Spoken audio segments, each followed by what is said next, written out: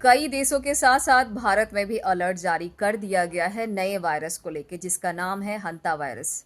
जैसे एक टाइम पे कोरोना वायरस आया था, अभी आ गया है ये नया हंता वायरस। हालांकि भारत में अभी इसके मामले नहीं पाए गए हैं, लेकिन कई देशों में इसके मामले पाए गए हैं, इसलिए भारत में भी हाई अलर्ट जारी किया गया है। अब बात करते हैं ये फैलता कैसे है। ये फैलता है चूहों से। अगर कोई संक्रमित चूहा है तो उसका पॉटी सूसू वो जहां से जा रहा है, जिन चीजों को छू रहा है अपने मुंह से, उन सब चीजों से वायरस फैल सकता है। शुरुआती लक्षण क्या है? अगर किसी को ये वायरस मिल जाता है, हो जाता है, तो ऐसे में तेज बुखार आना, सर दर्द होना, सांस लेने में तकलीफ होगी, शरीर में अकड़न होगी, उल्टी करने का मन करेगा। ये शुरुआती लक्षण है।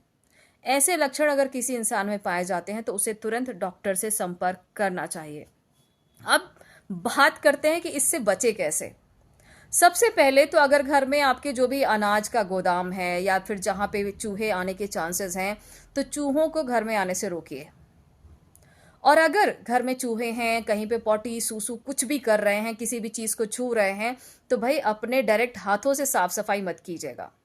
इसके लिए आप स्पेशली ग्लव्स रखें, या जिस भी झाड़ू या जिस भी टूल का आप इस्तेमाल करेंगे ना, वो घर वाली झाड़ू से अलग रखिएगा। घर की झाड़ू भूल कर भी इस्तेमाल मत कीजिएगा।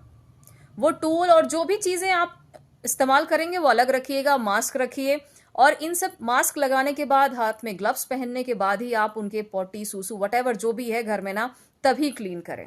और जिन चीजों को लगता है कि उन्होंने छू दिया है, तो भाई उसे घर से बाहर निकाल दीजिए। घर में जो भी खाना पीना रहता है उसे ढक कर रखिए। कूड़ा करकट मत जमा कीजिए, क्योंकि ऐसा जमा करने से क्या होता है ना, चूहों के आने का चांसेस बढ़ जाता है। क्योंकि भाई खाने के लिए तो कोई भी आएगा, तो उन्हें क्या पता कि मैं संक्रमित हूं या नहीं हूं। ऐसे में सेफ्टी का ध्यान तो आपको रखना है, उन्हें क्या पता इस बारे में, राइट। तो आप बिल्कुल भी चूहों को पनपने मत दीजिए। सफाई का खास ध्यान रखिए। जो घर के कमरे होते हैं ना, बिल्कुल बंद मत रखिए।